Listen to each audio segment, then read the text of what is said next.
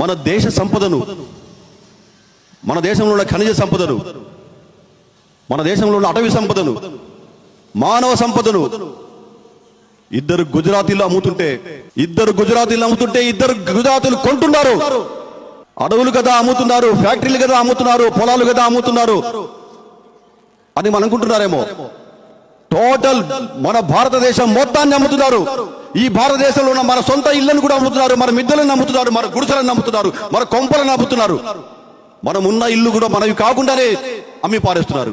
ఈ నేపథ్యంలో మీ అందరి సమక్షంలో మీ బిడ్డగా, మీ సోదరునిగా నేను ఒక పిలిపిస్తున్నాను. యాక్చువల్గా ఈ పిలుపు నేను కాదు, ఇక్కడ జరుగుతున్న CUTU మహాసభలో అక్కడ మాట్లాడతారేమోనేమి అని ఈ రోజు సభలో ఇక్కడ మన బిడ్డడు, మన సోదరుడు తన తన చిరు ఆశలాగానో, ఒక నినాదం లాగానో, ఒక కోరికలాగానో ఈ పిలిపించాలని చెప్పేసి అక్కడ చర్చ జరుగుతుందేమో.